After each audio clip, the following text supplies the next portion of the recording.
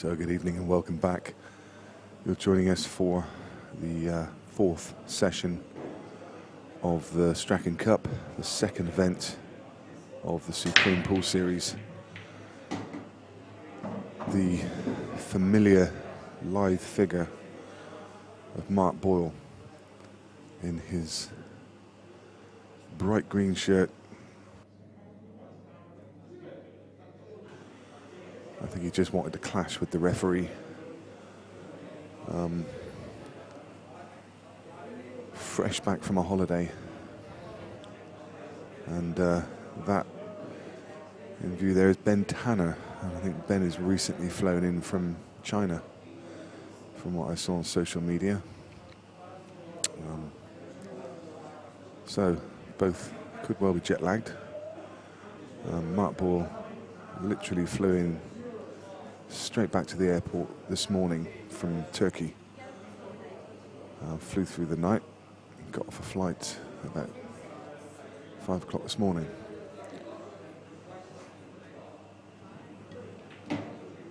And he won the lag and gets us underway. This race to 11, playing world rules.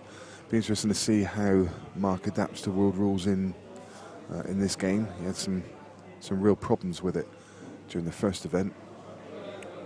Couldn't get used to having to nominate a ball and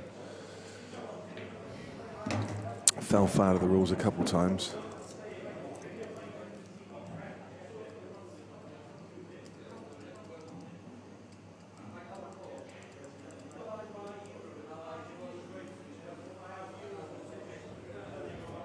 Of course, Mark hails from north of the border. Well-known face in the pool scene. Went back to playing the IPA a couple of seasons ago as an amateur and hit the ground running on some amateur events. Straight as a pro now. Didn't have a very good showing in event one. As I say, I think he struggled a bit with the rules. While I'm talking, I just want to give you a couple of updates from some of the games around the room, because there's a bit of an upset brewing. Ben Davis is currently 9-5 down against Ben 40.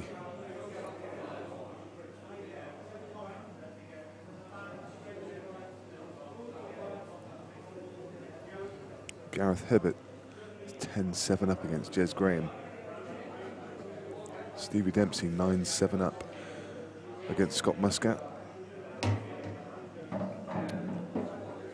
Matt Brearley, who told me that he was bang up for a game against Phil Harrison, and the last couple of times they've been really tight games.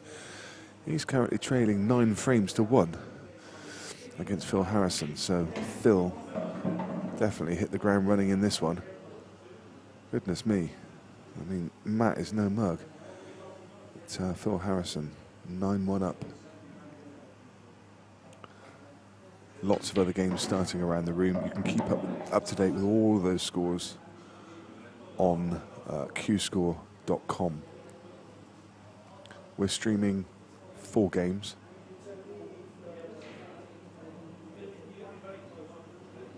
You can access any of those 4 games via our YouTube channel, which is Beard Productions. While you're there, please do subscribe and you'll get notifications come all over the weekend and for our future events of when we go live. So please do, if you're watching us on YouTube now, press that subscribe button. That's pretty much all we ask of you. Apart from that, go and fill your glasses and sit back and relax and enjoy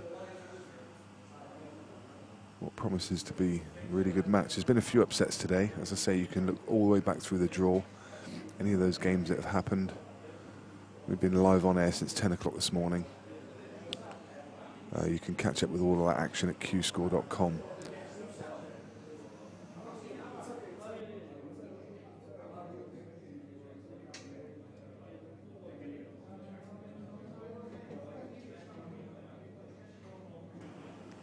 While you're on our YouTube channel, you'll notice that there's lots of other content on there. All of the matches from Event 1 of the Supreme Series, many of the money matches that we've covered in the past. Lots of great content. So have a search around there. Literally hours worth of quality pool. Some superb money matches in there. Quite a few involving the man who is currently 1-0 up and just about to come in frame on your pictures, Mr. Mark Boyle.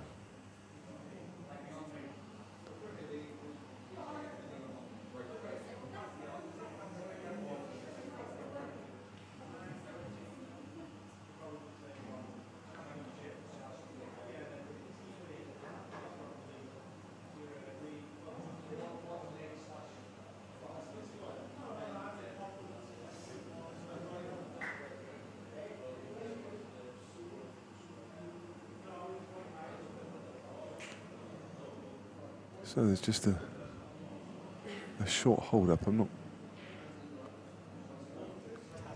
not. Okay. There's a bit of an issue with the Q scoring tablet, which so each of the tables has got a tablet next to it, which the players or the referee updates, and that is live and in-time action. So you can see the referee will come into shot in a second with the tablet and just retrieving it, just to make sure that the Q scores stay up to date.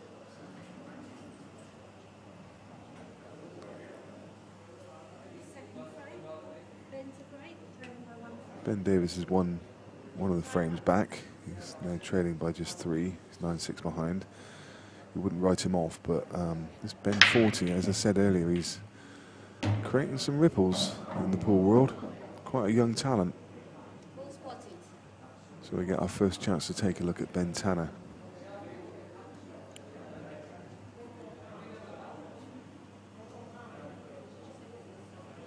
Brian Holcrow just about to get into action. He's playing Kyle O'Donoghue.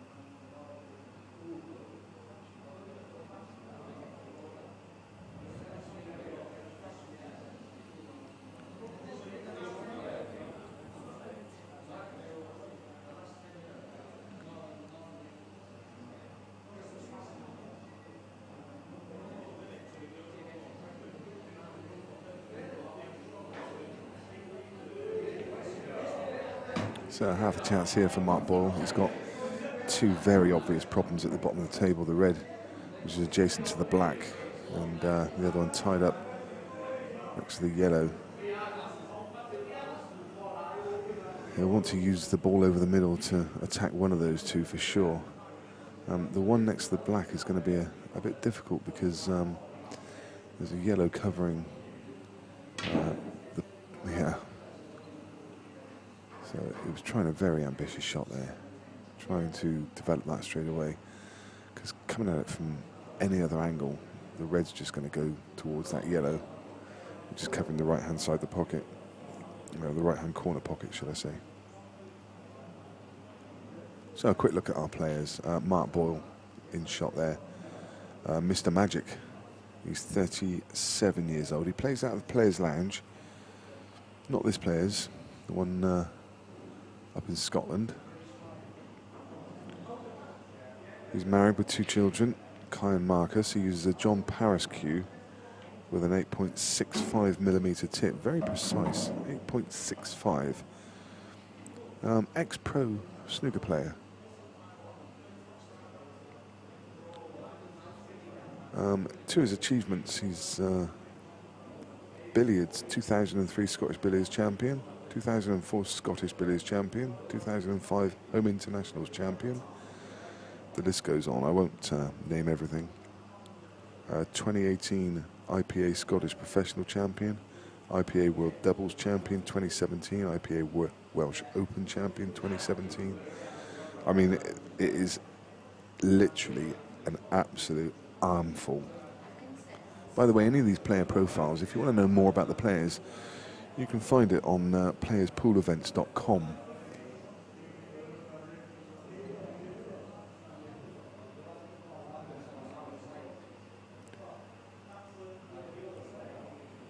His very first experience of any cue sports was when he was around 2 years old.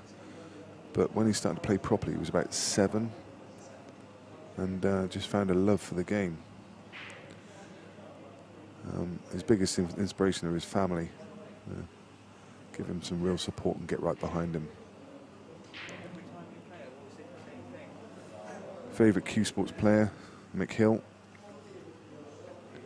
And he just says he wants to keep on winning titles. So he said that he got laser eye surgery about 9 years ago, but it's worn off now, so he needs to wear glasses. But he didn't fancy the Dennis Taylor look, so he wears contact lenses.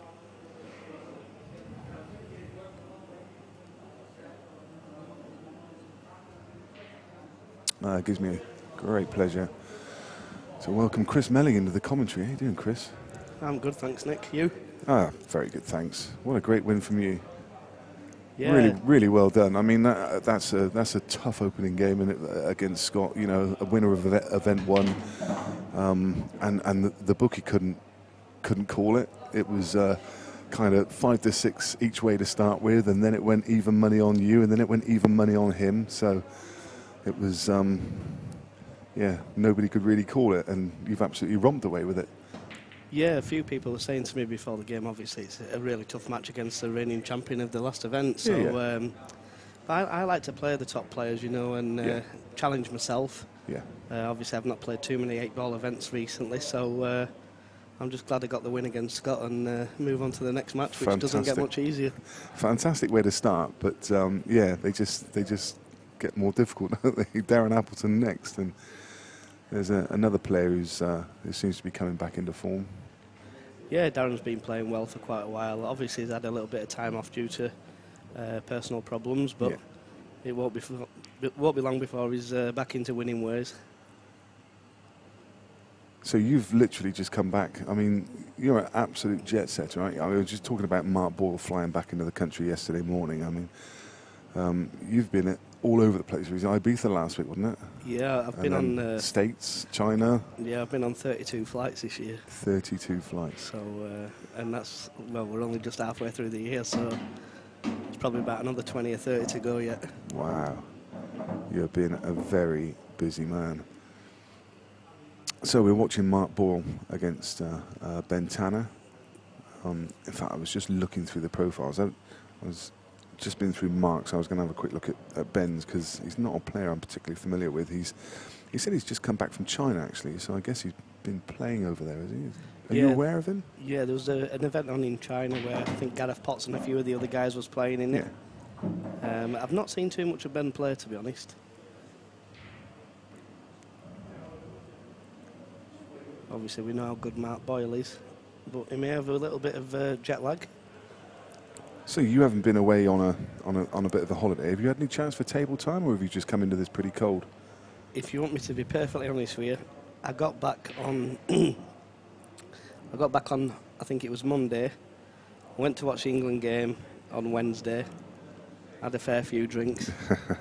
as we all did, I think. And my queue was at the Craftsman Queues in Leeds, and I had it made to 9mm and 58 inches from 57 inches and 8mm. Oh, right. So it's a completely different queue. Oh, wow. And I genuinely haven't used it apart from yesterday when I practiced with Jason Shaw. Goodness me. But I feel comfortable with it, so... Yeah, I mean, it seemed... I don't think it's fair to say either you probably settled in the first couple of frames, but you were the first to settle. It probably took, like I say, a couple of frames, but when you hit your stride, I mean, you were just pulling away. Just mopped up every chance he gave you, just about. Yeah, I mean, Scott missed a fair few chances which he wouldn't normally miss, and that obviously helped me a little bit to settle in. I felt like I played well, but you've got to play well in an event like this. There's so many great players. And here's one of them with Mark Boyle. Absolutely, yeah. I was just saying earlier that probably not his best showing. I think he really struggled with the rules in event 1, fell foul of them a couple of times, but you know, always a feature, isn't he? He's just such a great cueist. Well, he's a fantastic player, fantastic cueist, great guy as well. I'm not a big fan of the we play these rules, we play them rules. I just think really either you're good or you're not good. Yeah, yeah. The rules is just an excuse in my opinion. Yeah. I mean, I've never played black ball in my life up to 2 years ago, and I won 2 tournaments back to back.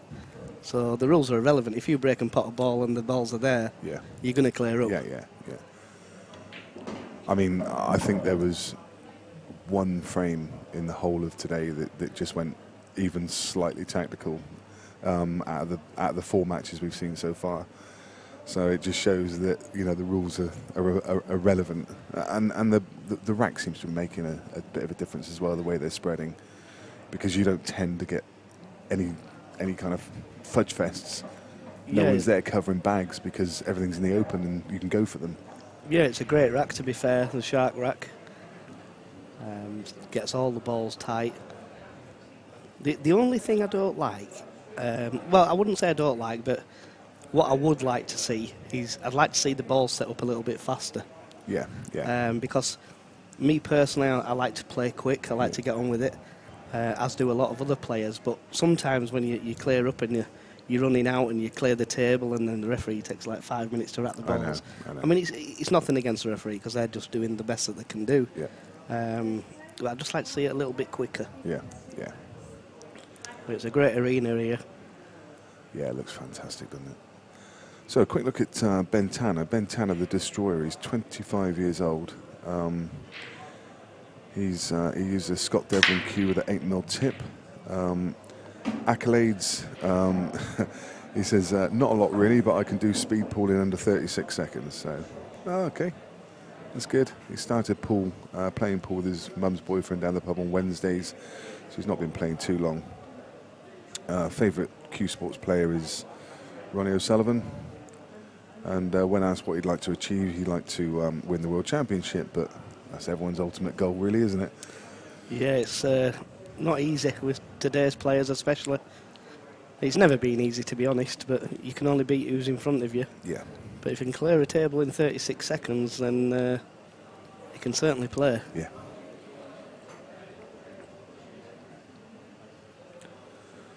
But it's Mark Ball that currently leads 2-0. There's an unusual miss there from Mark. Yeah, that's a poor miss there from Mark. Ben Davis is on the verge of being thrown across into the loser's side. Young Ben 40 is on the hill at 10-7 up. And that would be a shock in a lot of people's eyes. But as I said before, Ben 40, a young man who's creating some waves in the game. Have you come across him before? Yeah, I have. I played him in the Q school 3 or 4 years ago at snooker. Yeah. Good little player. He's very young. Obviously, he's lacking a little bit of experience, but you only get that by playing more and more tournaments.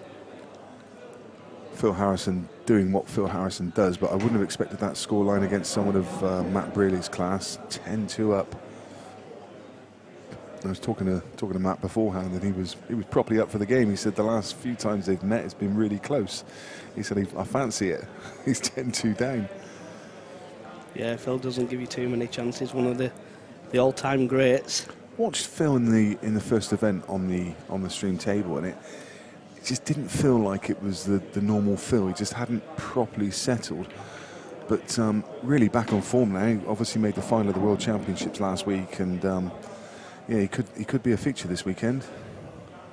Yeah, he's always likely to be there or thereabouts. He's Phil. He's one of the most consistent players on the circuit. Craig Marsh making his debut. He missed event 1 because he had a broken finger. He's playing Jimmy Croxton. He's currently 3-2 behind. Jake Dillon Newlove and Neil Wren just about to get underway. A lot of people fancy Jake in that one. Thought he was presenting some value in the bookies. Have you had a little look at the bookmaker yet, or? Yeah, I took 1,400 off him in about an hour and a half this afternoon. Oh, lovely. Yeah, we had me and Jason Shaw had £100 each treble that came in. Beautiful. So I thought that Stefan Rosidi was an absolute massive price. Yeah, yeah. At even money. Again, I thought our fan dad was a great price. He was 4-6 and then went out to 4-7. Yeah. Yeah, he was against Jeremy Hooper, yeah, for sure.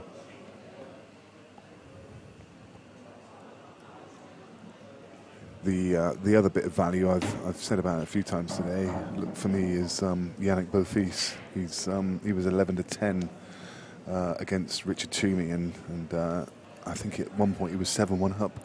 Ended up winning that one.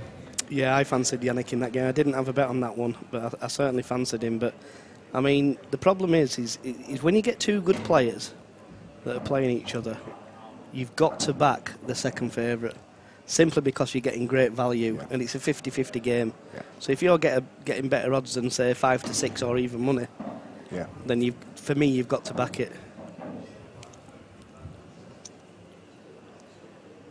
I knew Yannick said at the last event that he was going to be properly prepared for this one, and he's been doing the training school with the training academy that he does with Mick.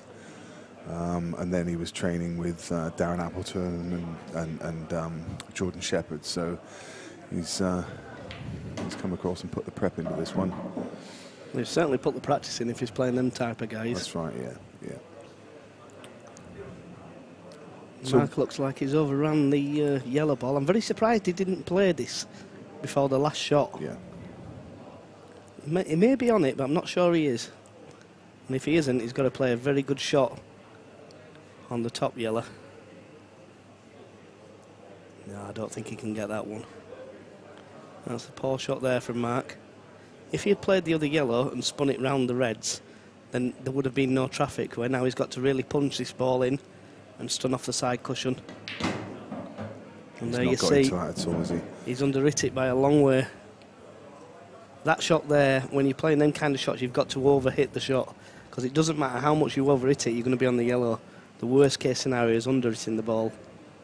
I think he can still snip this in, but the cue ball's going all around the table. Didn't seem to be the lack of pace, because he hit the ball hard enough, but he just didn't get the action on the cue ball, did he? Yeah, he potted the ball to the right-hand side of the pocket, which obviously slowed the cue ball down. He can still make this ball, though. Just past the red. Not an easy shot. Oh, what a great shot.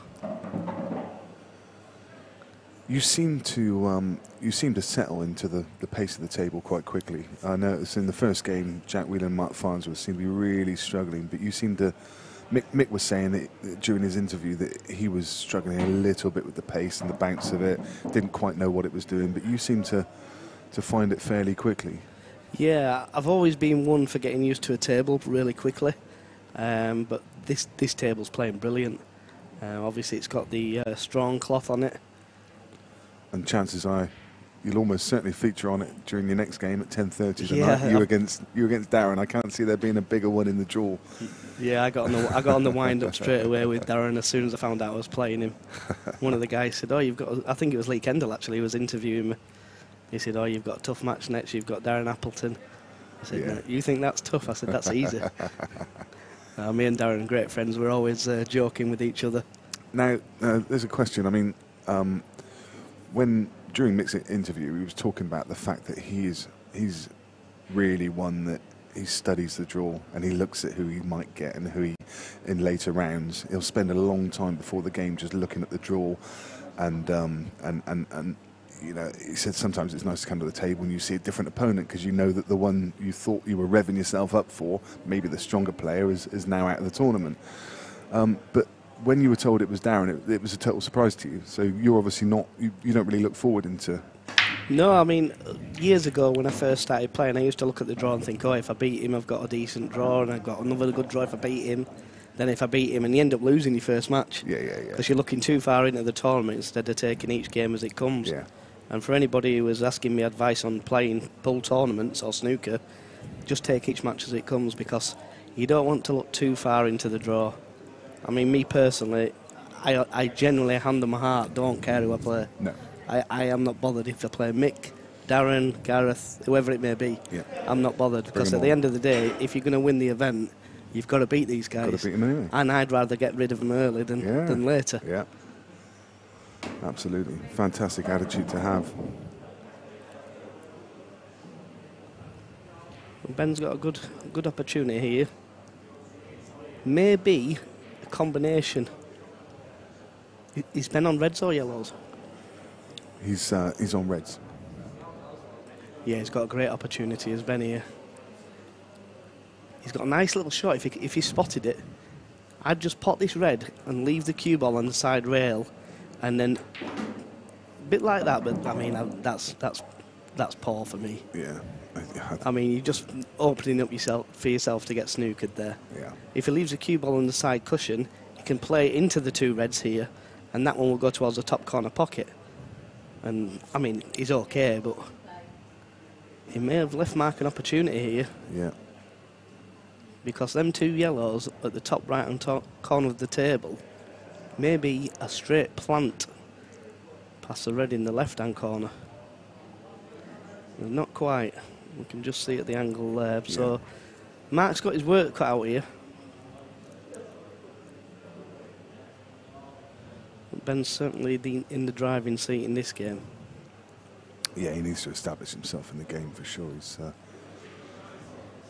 3-0 behind. You don't want to let Mark Boyle get too far ahead of you.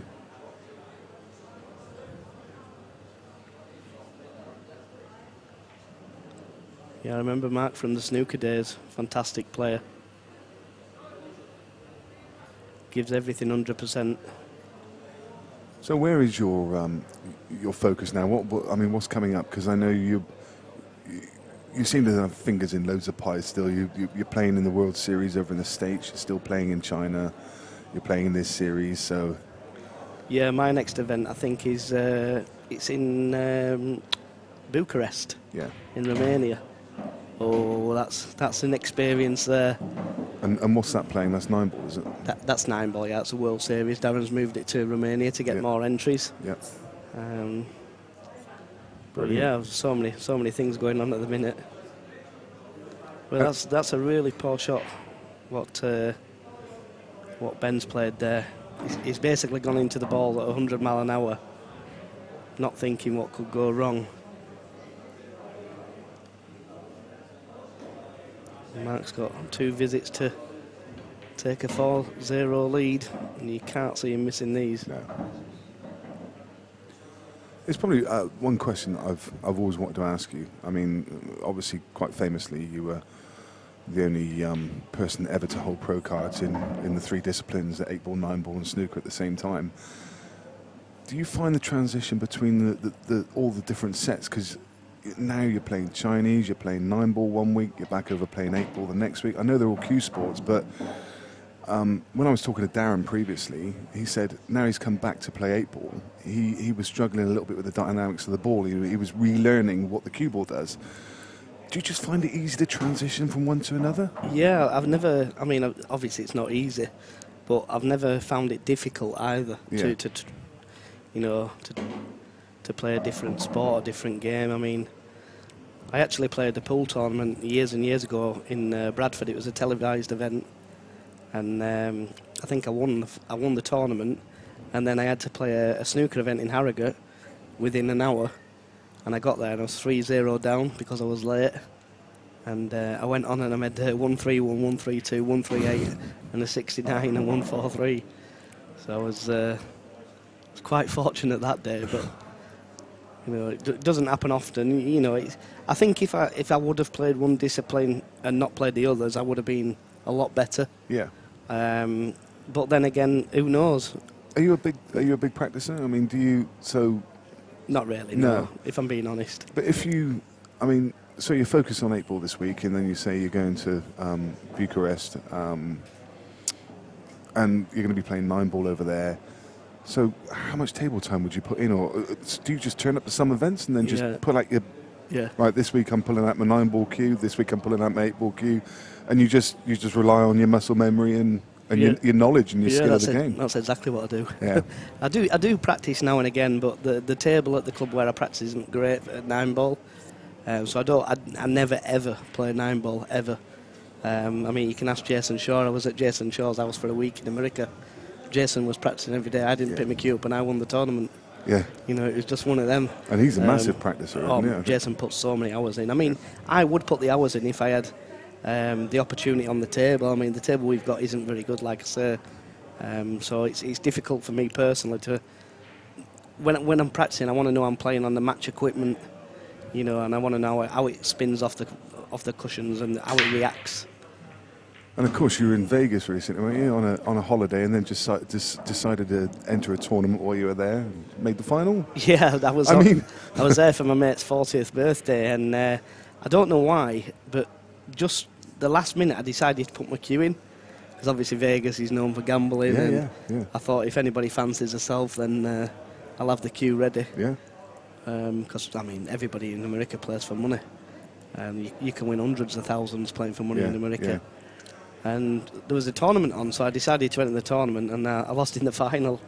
I had to change my flight and my hotel twice, and you know. But have you played many money matches across? I hadn't. Not really. No. I've played. I remember Viffer. He used to love a money match, didn't he? Over in David Peak, is it? David Peak. Yeah. He's actually played Darren for a lot of money. He has, hasn't he? Yeah. Yeah. I think I've not played too many matches. I've played a few English pool top money matches. Played a couple of American pool matches, but I've played a few snooker money matches, and I've only ever lost one. I've actually beat Mark Selby 3 times for money at snooker. Oh, wow. Obviously not when he is Mark Selby of now. Yeah. He was still a great player. He was top 20 at the time, but obviously the way he plays now is just, wow, unbelievable player. Yeah. And he deserves everything he gets because he does put the practice in. Yeah. Great pool player as well. Former world champion. Yeah, fantastic pool player. I heard on the grapevine that Quinton Han was on about making a comeback. Yes, but as far as I'm aware, he's banned from all Q Sports. Yeah, I thought he was as well. I don't know if that was maybe a Rusty Wheeler influence, was it? I don't know. I think so, It might be. It might be. Yeah, I mean, he was in prison not so long ago, wasn't he? I think for something or other, tax evasion or not 100% sure. I haven't spoken to him for a long time. But he was an unbelievable talent, was Quinton. Had many a battle with him.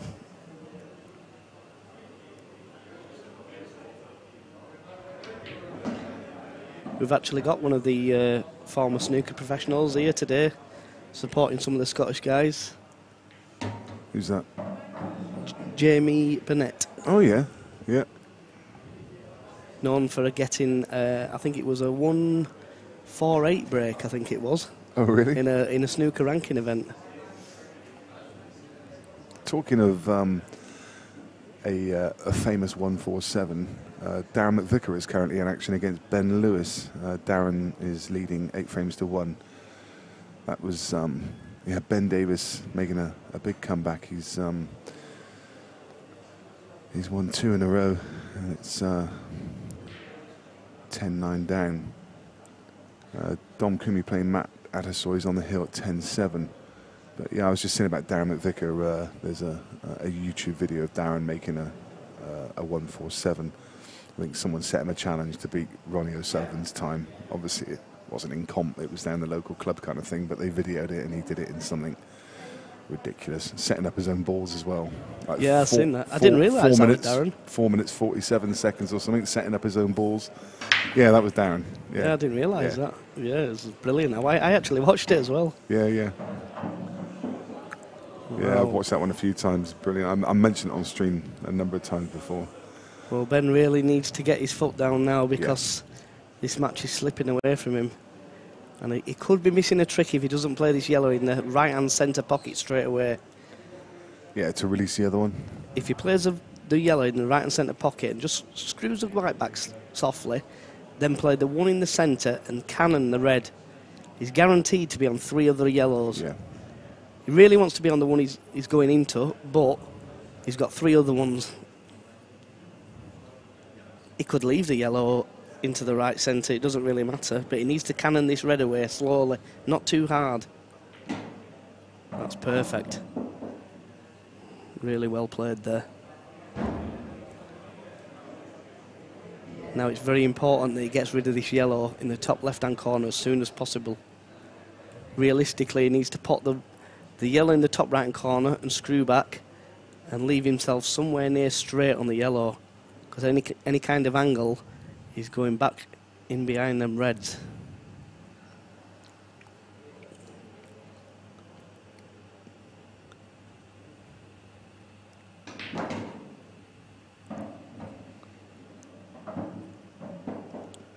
I'm not quite sure he played that. No. In fact, I don't know what he played there. But No. He'll be happy.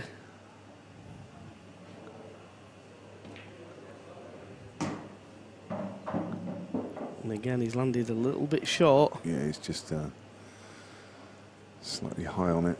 Just remember what I told you about the yellow in the top left-hand corner. Yeah. That is his most difficult ball, And he's going to leave it to last by the look on it. Yeah. It's the most difficult and doesn't really afford great position to the black. Well, this is just... I don't know what this is, to be honest with you. His cue ball has been absolutely all over the place in this clearance, but if he clears up, then fair play to him, but this is poor. Needs to spin it and miss the reds, otherwise he's snookered. He's just tried to drop it dead weight. And that's the one that's caught him out. Yep. Yeah, he's just not the race. Is a wry smile on his face. Yeah, he just played, I mean, he looks a really good potter. He's just obviously, he's played a few wrong shots.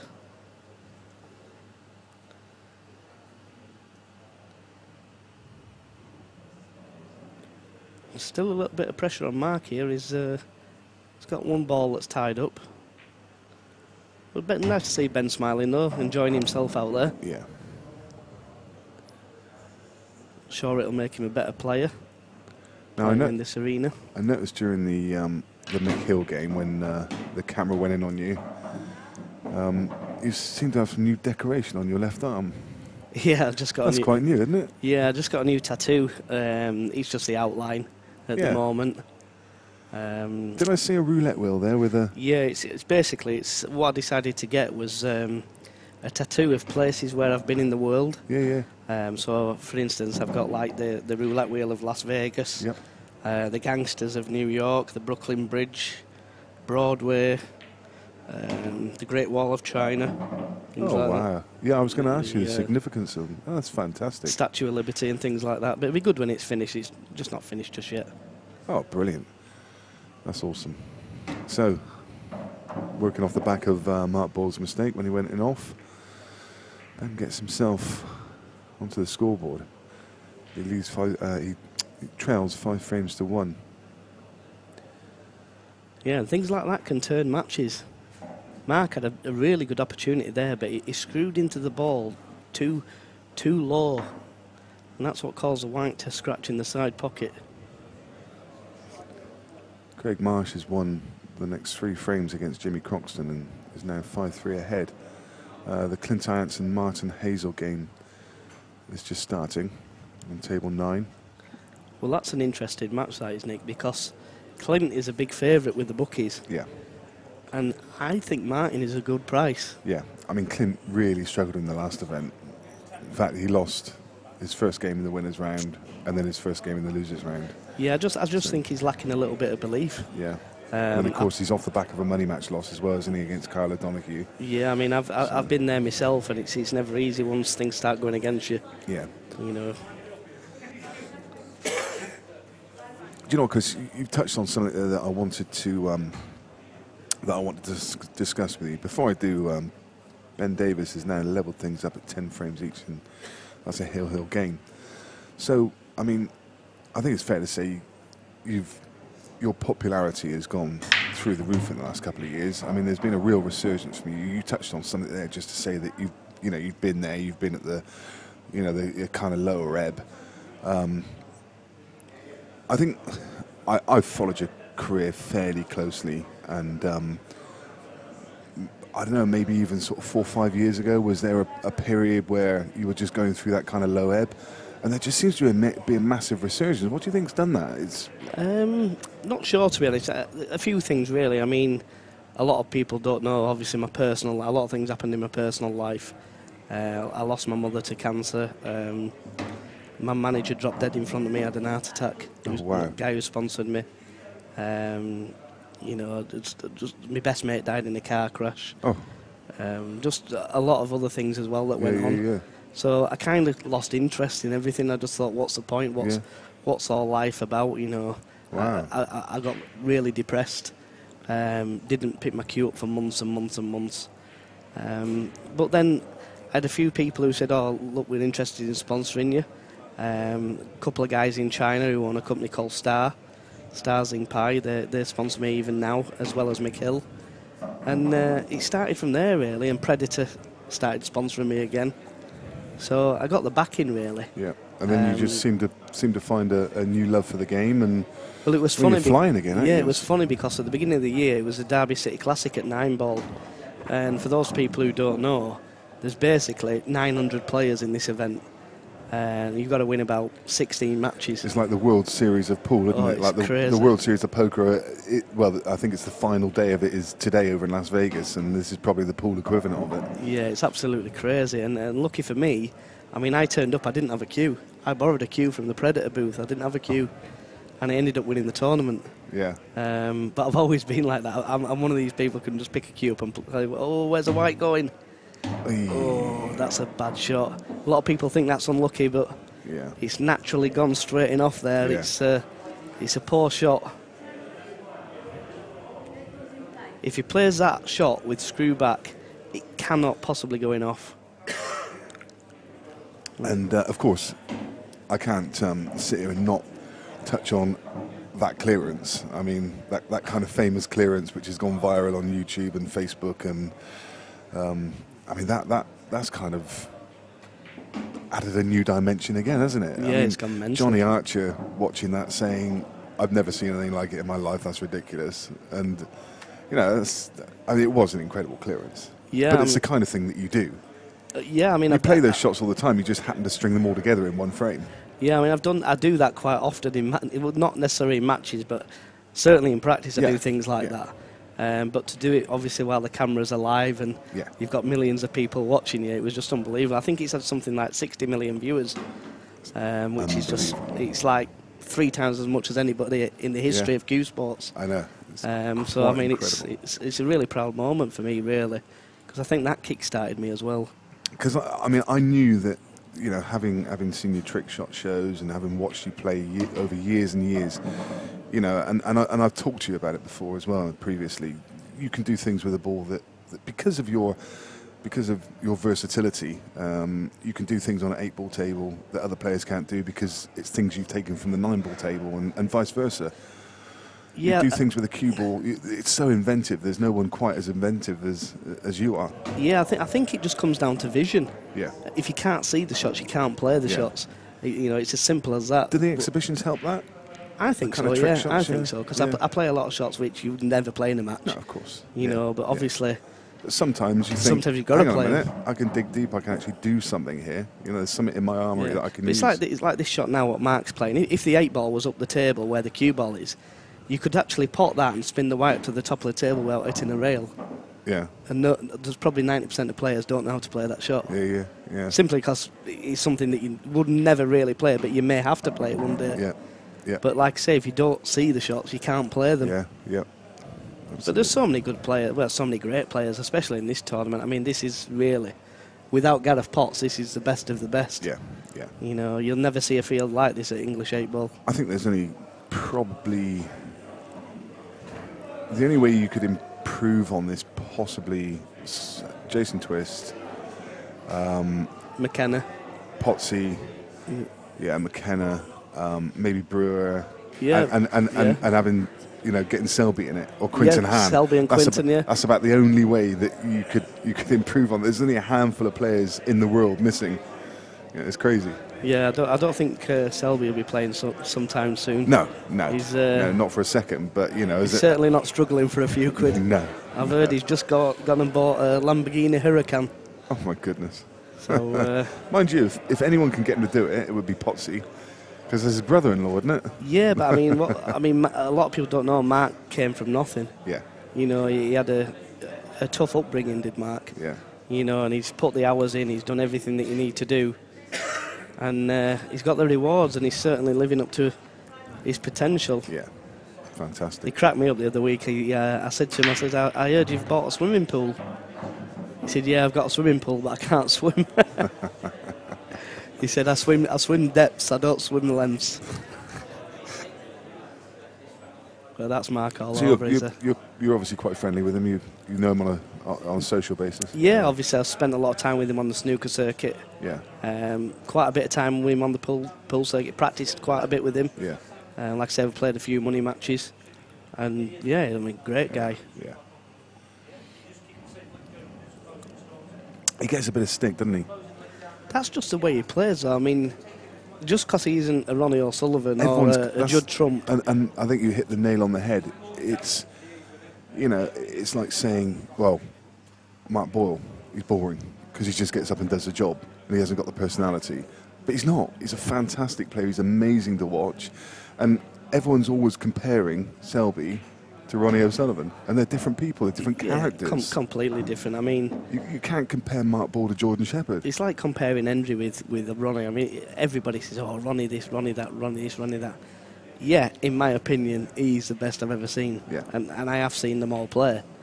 But when Hendry was around, people have a short memory how good that guy was. Yeah. I mean, he was unbelievable. He was the guy who actually turned the game around. Yeah.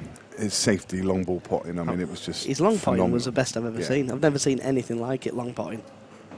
The closest guy who I think these days is a guy called Kieran Wilson. Yeah. Sorry, Kyron Wilson. Yeah. He's the best long potter I've seen in today's era. Really? Unbelievable. He never seems to miss one. Oh, that's poor again. Poor to leave himself straight, though. Yeah, just had to force it. You have to feel for Ben. He's trying his hardest, but yeah, just not found he's it. had a little bit of luck, though. He's blocked the red into the right-hand corner, so Mark's got a little bit of work to do. But he's got an opportunity. Has he spotted that them two reds may be a plant into the right-hand centre? I don't think he's looked at it. So Ben Davis won that decider against Ben 40. Did he? I think young Ben 40 will be absolutely devastated about that one. Well, I'm not, because I had him in a six-fold and he was my last player. Oh, was he? Well, that's a good shot there. Amazing.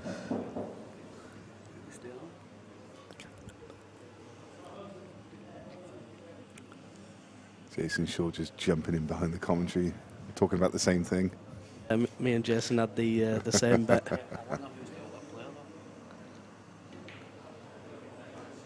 Oh, that's a good shot there from Mark. Needs the angle. He doesn't want to be bridging, though, and I think he is. May have to pot the red now clean to leave himself a clear shot without bridging. Darren McVicker has literally brushed aside Ben Lewis, 11 frames to 1 in no time at all. I mean, Darren's one of the quickest players around, so he's literally taken no time. Clinton Hanson's 1-0 up against Martin Hazel.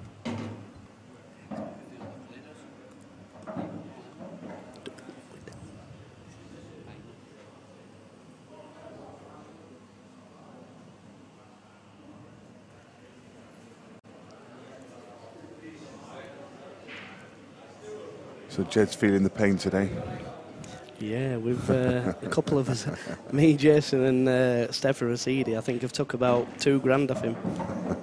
That was the first session.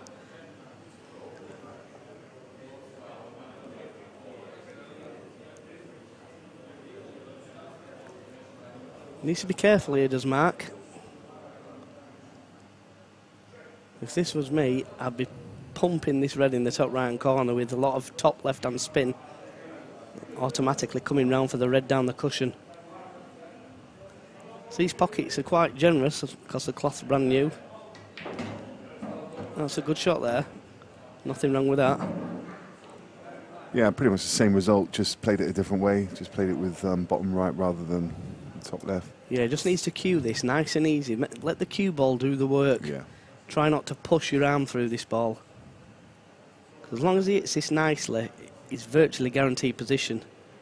Doesn't want to de-accelerate through the cue ball though.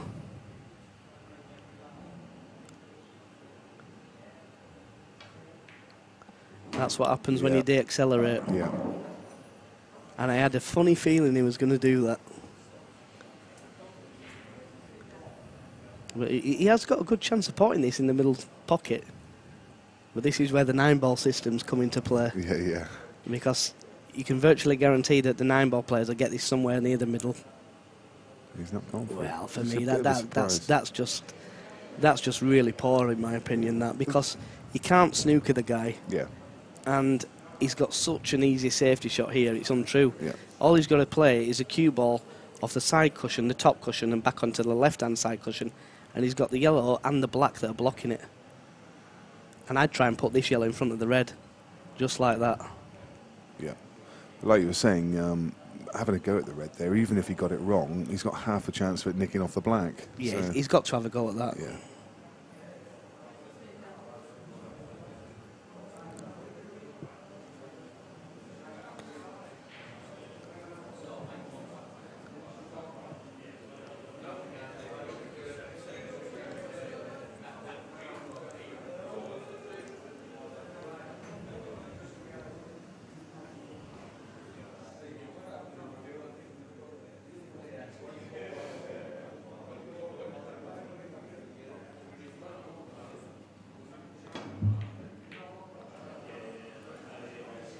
Well, he hit that a few times, and he's been a little bit unfortunate to leave the red tied up. But Ben's got another opportunity here. It's paramount that he takes this chance.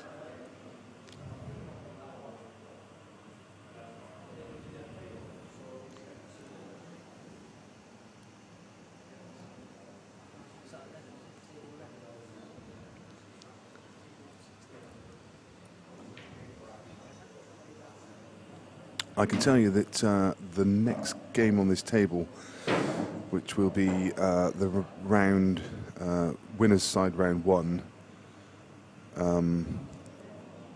which is due to start at 8 o'clock, will be Craig Lakin against Shane Thompson. So that could be a great game. I mean, Shane Thompson got through his first round game 11-3 against Michael Smout, and Craig Lakin took about half an hour to dismantle Abdul Karim Barad 11 frames to 1. And when Lakin's flowing, he's absolutely on fire. And Shane Thompson has been superb in a lot of money matches recently. So that could be a really good game. Yeah, my money would be on Shane there. I don't know too much about Craig. Obviously, I know he's a very good player, but for me, the more solid player would be Shane. I agree. Yeah, I mean if Lakin's buzzing, he's going to be hard to hold on to. But Shane is just a bit more methodical, maybe a slightly better cue action, probably a bit more professional approach to the game. He's got a great cue action. He's got a lovely cue action. Yeah. He, Craig actually posted something on Facebook. I saw it, and he says, "Don't think anybody will ever beat 47 minutes, but first to 11 frames in English 8-ball pool." And I nearly wrote a post, and I thought, I better not, because it's just going to make me look stupid. But when I see him, I'm going to have a little word in his ear and just remind him that when me and Jason Twist played the World Final, I won 11-7 in 46 minutes. 11-7. Including setting the balls up. 18 frames in 46. That's incredible. But yeah, we all have a little bit of fun, and obviously people read things on social media, and it is just fun. Yeah. You know, obviously Mark's been giving all the guys a load of grief about the England football team. Oh, yeah. With him being Scottish. Yeah. But it is all good fun, and we don't mean anything by it. Yeah, it's wonderful. I mean, for anybody who doesn't follow social media, I know there's some people that don't. Mark Boyle, he's been on holiday over in Turkey with his wife and some friends, and every time England was playing, so basically one day he'd be wearing a Sweden shirt, and the next time he's wearing a Colombia shirt, and then the next thing he's got a Sweden shirt, Croatia shirt. I mean, he must have gone through a fortune in shirts in the last week or so. It won't cost him that much in Turkey. Them knockoffs are quite cheap. Yeah, but quite funny. And some people took it really seriously. Some people really weren't happy, which I guess you can understand. Some people's emotions were running high.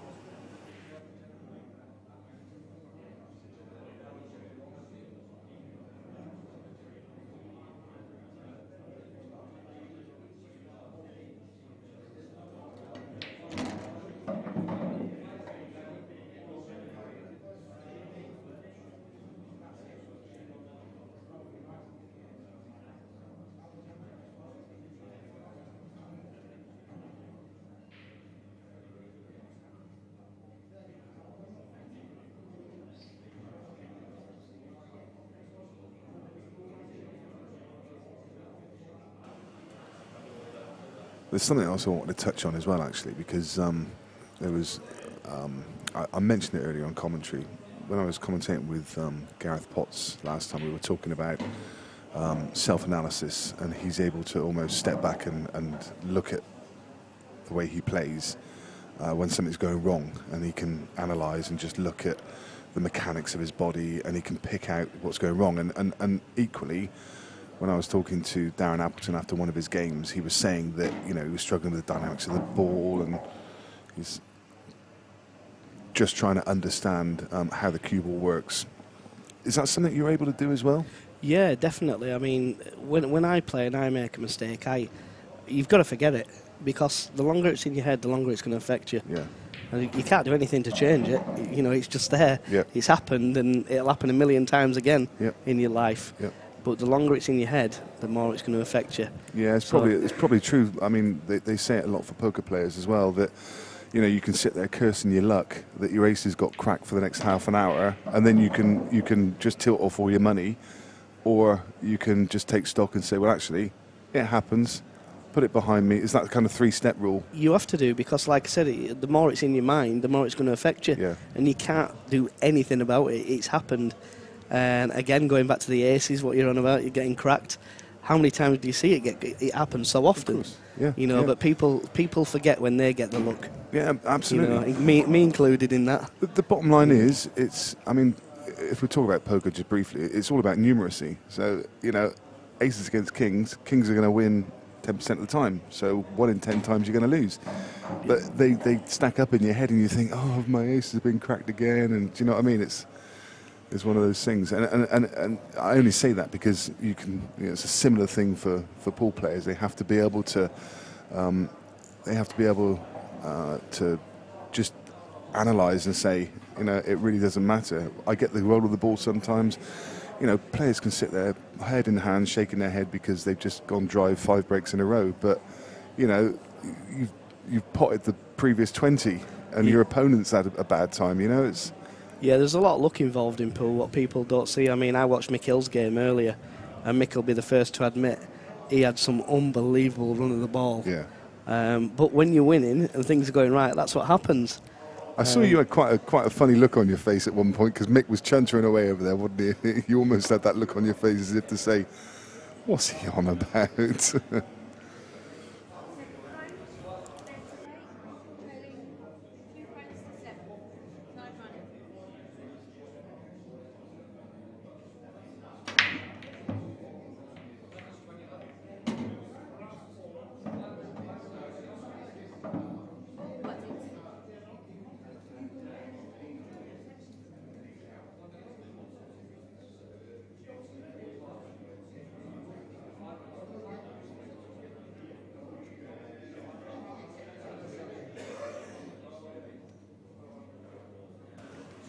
Sorry about that. Chris was just picking up some winnings from the bookie.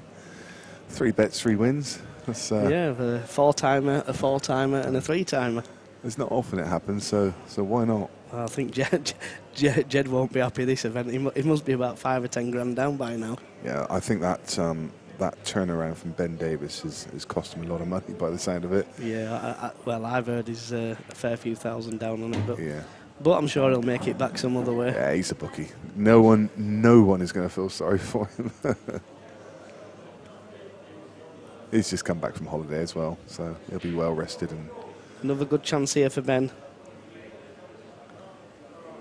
If he just rolls this in nice and slowly, he's got perfect double on the other yellow. Well, that's madness for me. Because the yellow that's directly to the left of the black, that's his last ball to get on the 8 ball. yeah.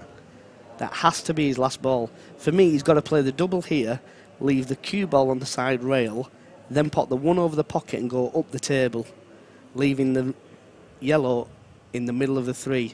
No, this is the wrong shot for me.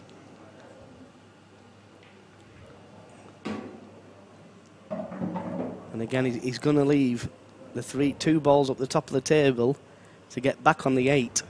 And for those people watching back at home, always leave a yellow that's close to the black to last.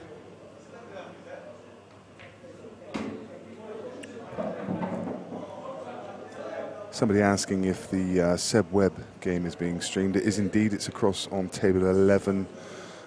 If you go to the Beard Productions YouTube channel, while you're there, please do subscribe to it. There's 4 live games. I kept wanting to try and say Facebook there. Couldn't get out YouTube. Well, I make no apologies that we haven't focused massively on the game. It's not often I get a chance to commentate with a player of Chris's experience and stature, so it's good to talk on a personal level. So if anyone at home has got any questions while we've got Chris here, then please do let us know, and we'll see if we can tackle them. Yeah, Ben looks like his shot selections certainly let him down in this match. Looks to be a very good potter. Yeah. But if you don't take the balls in the right order, then it makes itself very difficult for you.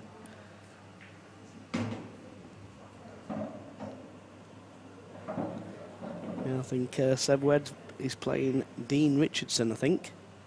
The most electrifying player on the planet, apparently. Electrifying man in all of 8-ball. Yeah, that's it. Yeah, he's a funny guy. I'll tell you something. His father was some player and still is. Yeah. Steve Webster. Papa Webb. Yeah. The family of players, aren't there? There's got a couple of brothers that play as well. Yeah, there's a fair few of them from Barnsley, I think they live in. Yeah.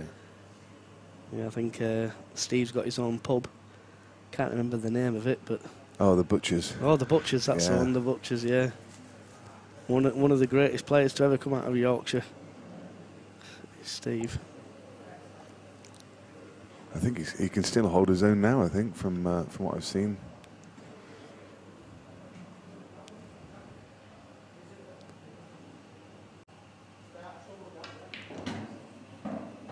Mark's over at this a little bit. He's okay, though. Wanted to be on the red at the top. But again, needs to get rid of the red next to the black. It's a clever shot there. Yeah, he's played that well. Can he screw the ball off the side rail and back out? Again, a little bit of pattern play here. I mean, if this was his last ball, it's easy. Yeah. But now he's going to have to play the red in the top and make the cue ball do a little bit of work. You see he's loading it up with reverse side. Such a good cueist, though, is Mark. Really, really good cueist.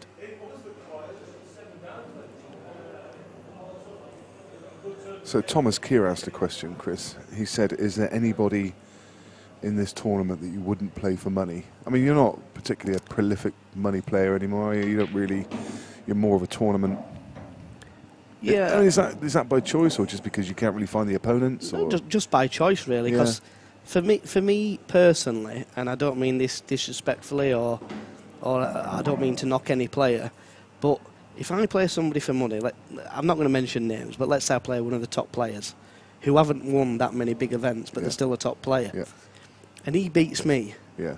What has that proven? Yeah. It's proven nothing apart from the fact that he's beat me for money. Yeah, I mean, he turned up on the day. Yeah. Maybe you're having a bad day, he's having a good, whatever. If he's won X amount of tournaments, major tournaments, let's say a World Championships, a World Masters, a few other events, then fair play to the guy. But for somebody who hasn't won these kind of events and then just beats you for money, it's like me beating Mark Selby for snooker. Yeah. Am I a better player than Mark Selby? No. Have I ever been better than Mark Selby? No. Can I beat Mark Selby? Yes. Yeah. It's the same with pool. Yeah. But, you know, it's in a bubble, isn't it? For me, it proves nothing. Yeah. It proves absolutely nothing because the majority of players who play for money don't hardly put anything on themselves. No, absolutely. You know, and that's no disrespect for the players. They might not have a lot of money. I don't know. Yeah. I don't ask their financial situations. Yeah. But, you know, we all know that they might play for 20, 30,000. But I'll tell you now, one day, somebody's going to play for that kind of money and they're going to get held up by gunpoint. Oh, I guarantee you.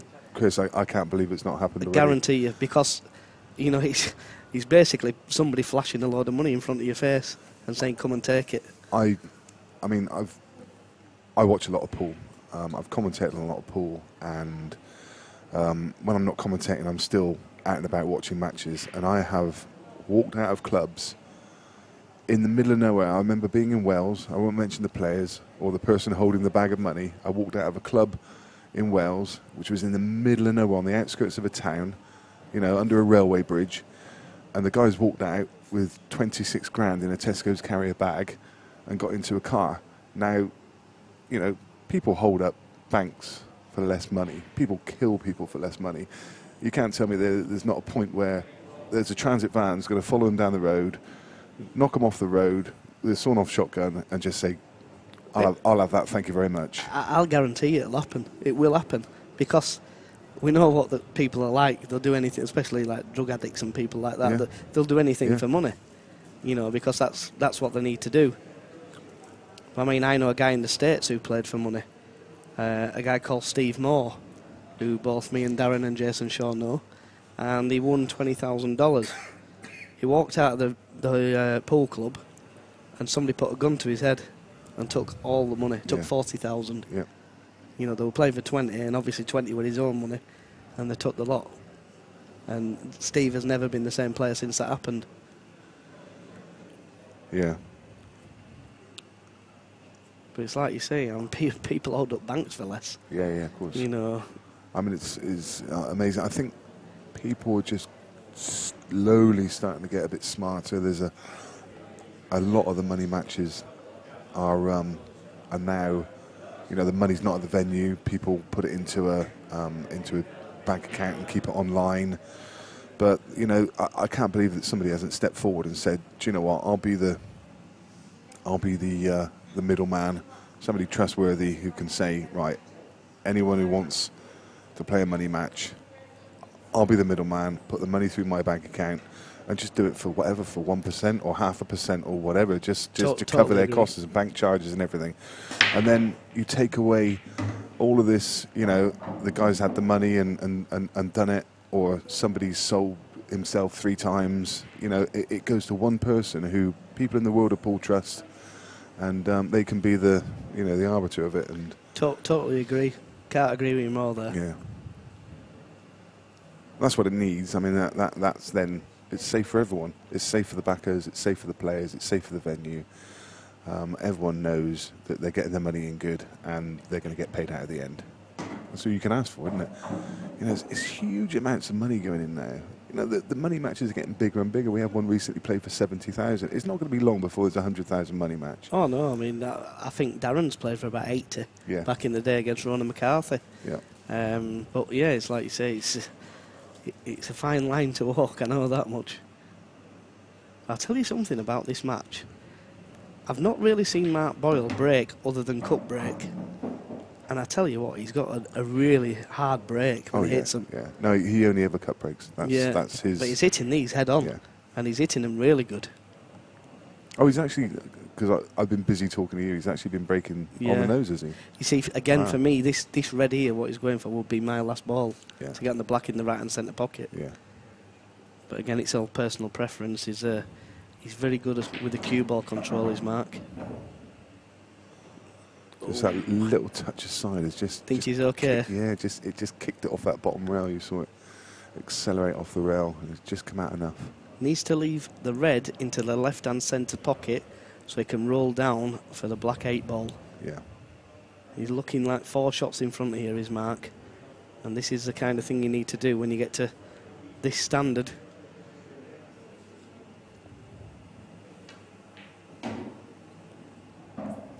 Doesn't want to land straight on this ball in the middle pocket.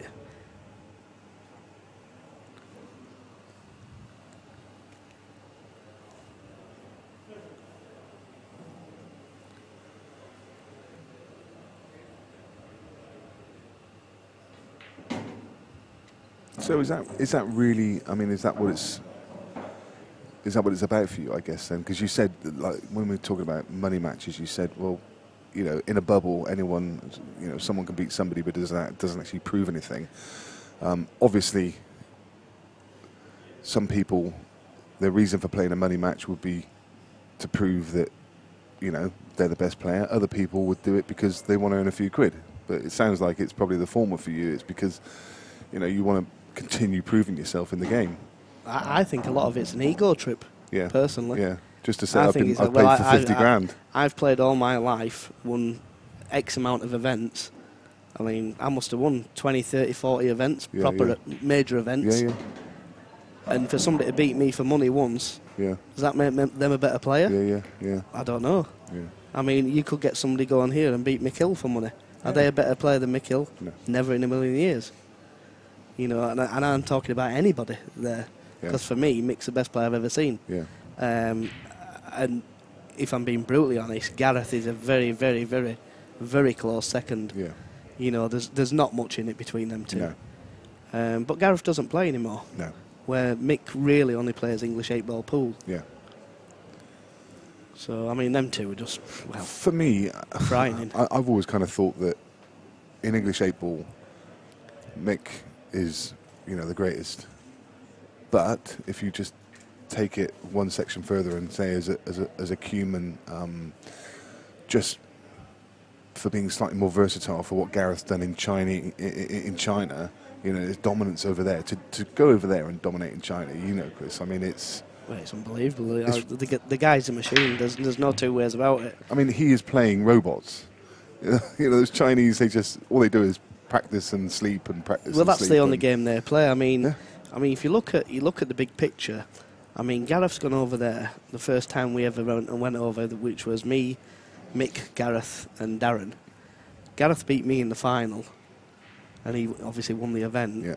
The year after, I think Gareth won it again. Yeah. The year after that was the star event. Darren won it. Yeah. I remember. The year after, Mick lost in the final, 21-20. And the year after, I lost in the final, 21-19.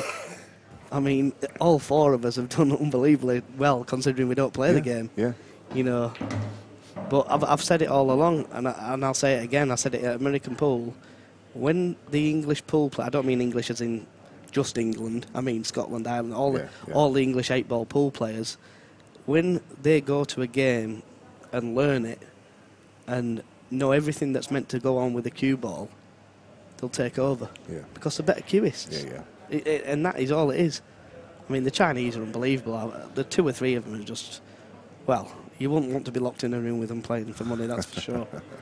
Because they are ridiculous. I mean, the guy, Yubo, I mean, there was again, I mentioned it earlier. I know there's people joining all the time, so I'll at the risk of repeating myself, I watched him play in a match last year, and it was probably the most technically brilliant display of pool I've ever seen. It was just every touch, every kiss, every time he wanted to release a ball, hits balls down the rail, ridiculous pace. Yeah, but that's what I mean, that they know how to play these shots. Yeah. Where when we go over, we're kind of guessing how to play the shots. Yeah. We don't know whether to play it slowly up the rail. We don't know whether to smash it up the rail. Yeah.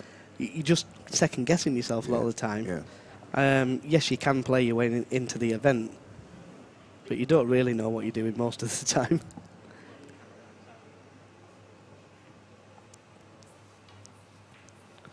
Good shot there by Mark, really good shot.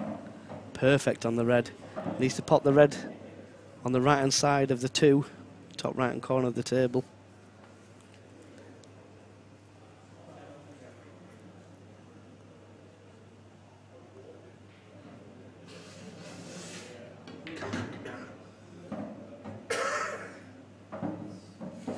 And this is a really good performance from Mark Boyle. Not giving Ben too much of a chance, but this is what we expect of somebody's class of Mark.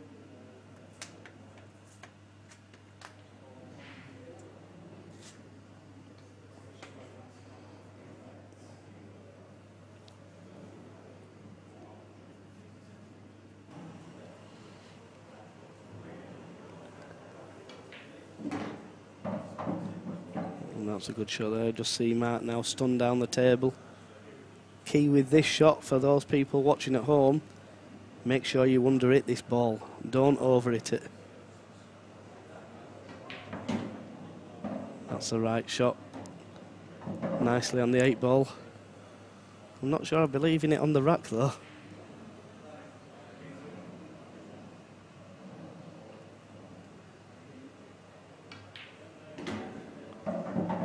Good shot there by Mark. Taking a 10-2 lead over Ben Tana. Yeah, another game that's gone to the hill is Ian Duffy against Carl Howe. 10 frames apiece.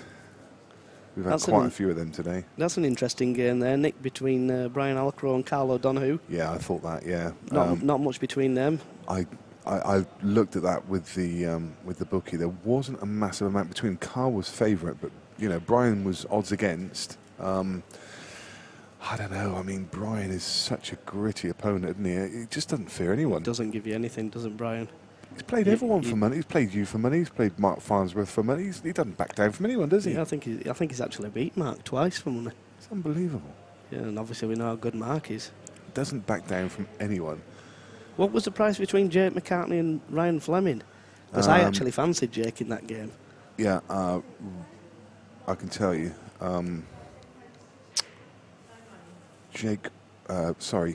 Ryan Fleming was 11-10. Jake would probably make him around 4-6. 4-6. Yeah, I was going to say that. Yeah, I can check that. Wow, how unlucky is that? Mark's broke off, and I don't think he's actually got a shot. That is so unlucky, because he's really hit them good.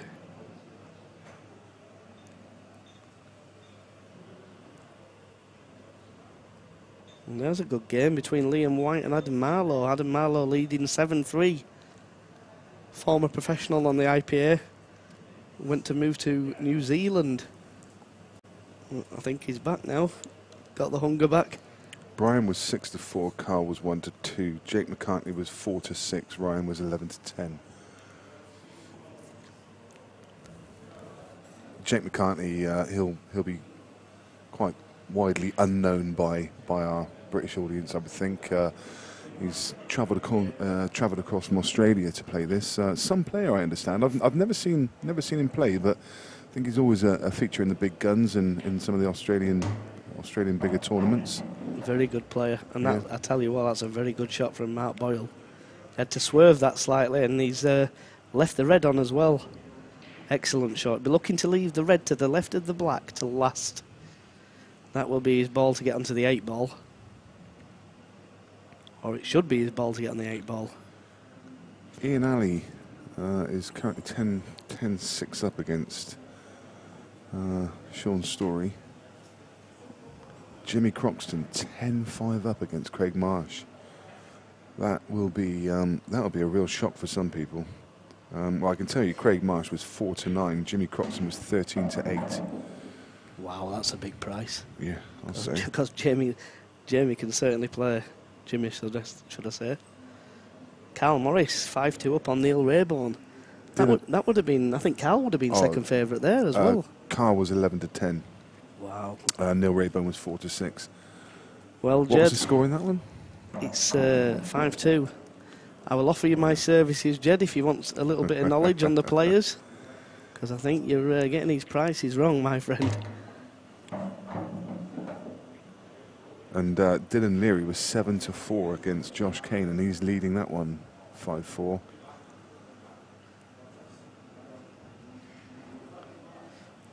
I remember one of the best bets I've ever seen in a pool tournament was Russia was playing Hong Kong at 9-ball in the World Cup of Pool, and Russia was second favourites. Yeah.